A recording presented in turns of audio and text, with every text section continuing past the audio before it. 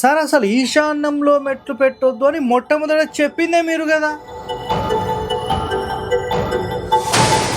మరి వాస్తులో కూడా ఎక్కడ కూడా ఈశాన్యంలో పెట్టాలని లేదు. ఈశాన్యం బరువు అవుతుంది అంటున్నారు. అసలు ఈ బరువుల పంచాయతీ అనేది కేవలం 30-40 సంవత్సరాల నుంచి వచ్చింది మాత్రమేనండి. ఇంటి తర్వాత ఒక 5-6 అడుగులు, 8 అడుగులు, 10 అడుగుల వరండా ఉండి దాని తర్వాత మెట్లు పెడితే మీరు క్లాక్ వైజ్ తీసుకున్నా, యాంటీ క్లాక్ వైజ్ తీసుకున్నా ఇష్యూ లేదు. బట్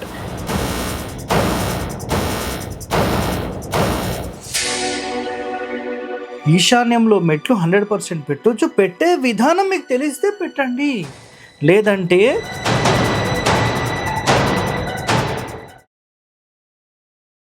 ప్రేక్షకులందరికీ నమస్కారం అండి. మనం చాలా వీడియోస్లో ఈశాన్యంలో మెట్లు పెట్టాలి అని చెప్పాడు. సార్ అసలు ఏ శాస్త్రంలో కూడా లేనిది మీరు ఎలా చెప్తున్నారు అని చాలామంది మాట్లాడారండి. మరి దీనికి సంబంధించిన ఆధారం కానీ ఏదైనా శాస్త్రీయ గ్రంథంలో కానీ ఏదైనా పూర్వశాస్త్రాలలో కానీ ఉందా అని చాలామంది అడిగారు. రైట్, ఓకేనండి. సో నేను ఈరోజు మీకు ఒక శ్లోకంతో సహా మీకు ఒక ప్రూఫ్ అనేది నేను పక్కన డిస్ప్లేలో పెడతాను.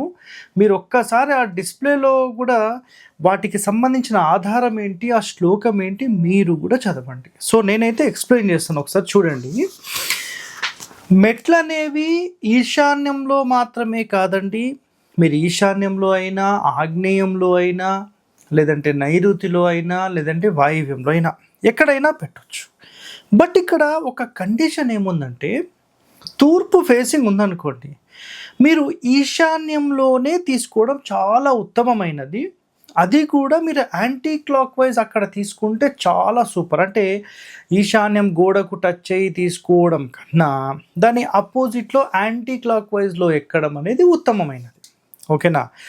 ఒకవేళ ఎవరికైతే చిన్న చిన్న స్థలాలు ఉన్నాయో, సార్ మీరు ఏదైతే ఈశాన్యంలో మెట్లు పెట్టాలని మాట్లాడుతున్నారు, మా గత 30-40 సంవత్సరాలుగా వాస్తు అయితే మేము ఏదైతే చూస్తున్నామో, మరి ఈ వాస్తులో కూడా ఎక్కడ కూడా ఈశాన్యంలో పెట్టాలని లేదు. ఈశాన్యం బరువు అవుతుంది అంటున్నారు. అసలు ఈ బరువుల పంచాయతీ అనేది కేవలం 30-40 సంవత్సరాల నుంచి వచ్చింది మాత్రమేనండి. ఇది ఒక్కటే గుర్తుపెట్టేసుకోండి.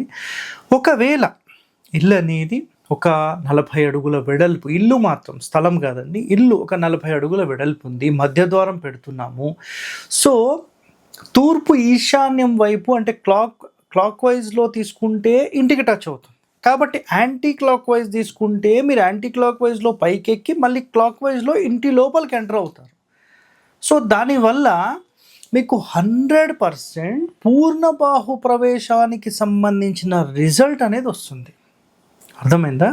సో ఎవరికైతే చిన్నగా, సార్ మాకు అంత స్పేస్ లేదు, ఒక 20 అడుగులు ఉంది, 30 అడుగులు ఉంది, మేము మధ్య ద్వారం తీసుకోవాలి అన్నప్పుడు కొంచెం కష్టంగా మారుతుంది. అర్థమైందా? సో అలాంటి వ్యక్తులు సెంటర్ డోర్ తీసుకోకపోవచ్చు. అప్పుడు 4వ స్థానంలో రావాలి, 3వ స్థానంలో రావాలి. అలా వచ్చినప్పుడు ఆటోమేటిక్ ఆగ్నేయం వైపుకి మెట్లు వెళ్ళిపోతున్నాయి. అదేవిధంగా దక్షిణం వైపు కూడా మీరు గమనిస్తే గనక, దక్షిణం ఫేసింగ్ ఇంటికి ఎప్పుడైనా గుర్తుపెట్టుకోండి, దక్షిణ ఆగ్నేయంలో మాత్రమే మీరు మెట్లు అనేవి పెట్టాలి. అది కూడా యాంటీ క్లాక్ వైజ్ పెట్టడం చాలా ఉత్తమమైనది. ఎందుకంటే మన ఇంటికి టచ్ అవుతూ క్లాక్ వైజ్ తీసుకోవడం కన్నా యాంటీ క్లాక్ వైజ్ తీసుకుంటే మీకు ఎలాంటి ఇబ్బంది లేదు. అదేవిధంగా మీరు నైరుతి సైడ్ తీసుకున్నారు అనుకోండి, అప్పుడు ఆటోమేటిక్ క్లాక్ వైజ్ వచ్చేస్తుంది.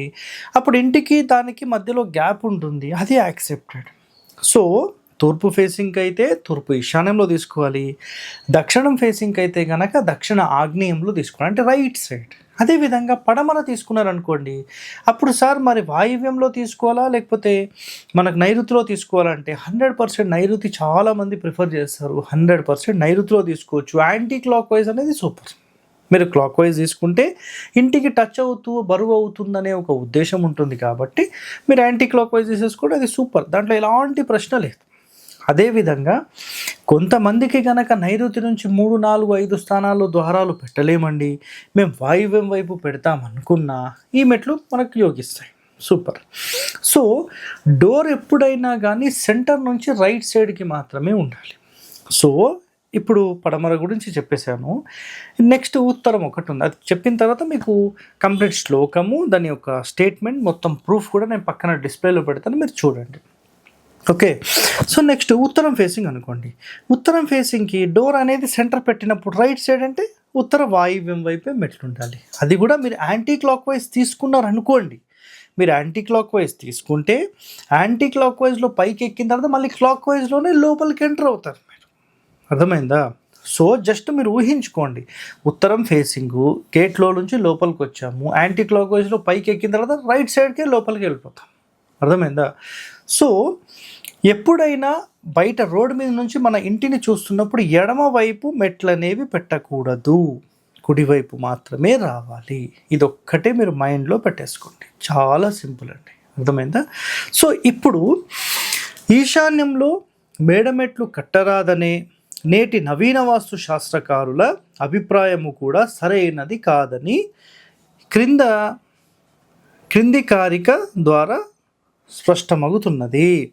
సో ఇక్కడ చూడండి, మీకు ఇప్పుడు శ్లోకం అనేది నేను వివరిస్తాను. చతుష్కోణే, చతుర్దిక్ అంటే 4 దిక్కులు, చతుష్కోణే 4 మూలలు, సోపాన స్థానమిరితం, సోపానము అంటే మెట్లు, మెట్లకు స్థానం అనేది మిరితం పెట్టవచ్చును. అర్థమైందా? అక్కడ పెట్టడానికి అర్హత ఉంది. మళ్ళీ చెప్తాను, చతుర్దిక్, చతుష్కోణే, సోపాన స్థానమిరితం అనగా ఇక్కడ చూడండి, ఇక్కడ వివరణ ఏమి ఇచ్చారంటే 4 దిక్కులలోను 4 విదిక్కులలోను మేడమెట్లు పెట్టుకొనవచ్చును. నెక్స్ట్, కావున దిక్కుల ఎత్తు పల్లములు బరువులతో సంబంధం లేకుండా ప్రధాన మార్గము క్లాక్ వైజ్ డైరెక్షన్లో మేడమెట్లను నిర్మించుకుంట ఉత్తమము. సో ఇక్కడ కేవలము ఈ క్లాక్ వైజ్ అనే మాట ఎప్పుడు అంటే గుర్తుపెట్టుకోండి. సో క్లాక్ వైజ్ అనేది మన ఇంటి లోపల అంటే బయట పెట్టే మెట్లు ఎట్లా తీసుకోవాలంటే కండిషను, మన ఇల్లు ఇంటి తర్వాత ఒక 5-6 అడుగులు 8 అడుగులు 10 అడుగుల వరండా ఉండి దాని తర్వాత మెట్లు పెడితే మీరు క్లాక్ వైజ్ తీసుకున్నా యాంటీ క్లాక్ వైజ్ తీసుకున్నా ఇష్యూ లేదు. బట్ మన ఇంటికి టచ్ అవుతూనే ఒక 6 అడుగుల్లో 7 అడుగుల్లో మీరు మెట్లు తీసుకుంటారన్నప్పుడు దానికి జాయింట్ అవుతుంది కాబట్టి అక్కడ యాంటీ క్లాక్ వైజ్ తీసుకోవడం సెకండ్ కండిషన్. మరి సార్ ఇది ఏ శాస్త్రంలో ఉంది అని మాట్లాడతారు కదా, గాయత్రి వేద వాస్తు. సో మీకు డిస్ప్లే కూడా పెడుతున్నాను, పేజీ నెంబర్ 91. సో వీటికి సంబంధించిన ప్రూఫ్ కూడా మీకు పక్కన డిస్ప్లేలో వస్తుంది. అర్థమైందా? సో ఇక్కడ ఇంకొక పాయింట్ కూడా చాలామంది అడుగుతారండి. ఆ పాయింట్ ఏంటంటే, సార్ అసలు ఈశాన్యంలో మెట్లు పెట్టొద్దు అని మొట్టమొదట చెప్పిందే మీరు కదా, ఏమండి చెప్పింది మీరే కదా. అవును, ఇప్పుడు చెప్తాను ఈశాన్యంలో మెట్లు పెట్టొద్దు చెప్పండి. ఆ రోజు ఏం చెప్పానో ఈరోజు అదే చెప్తున్నాను.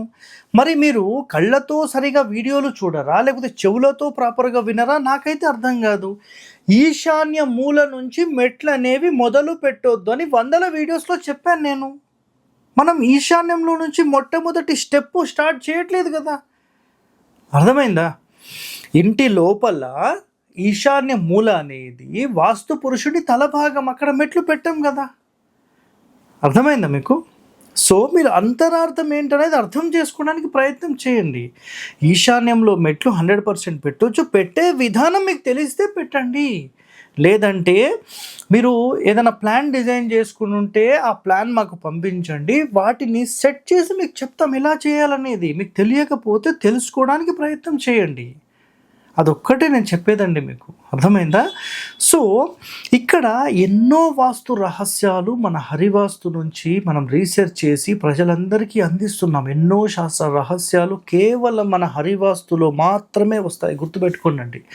సో మీరు ఇలాంటి వాస్తు రహస్యాలు తెలుసుకోవాలంటే మన ఛానల్ని వెంటనే సబ్స్క్రైబ్ చేయండి, లైక్ చేయండి, 10 మందితో షేర్ చేయండి. So stay tune to our channel. Thank you అండి, ధన్యవాదాలు.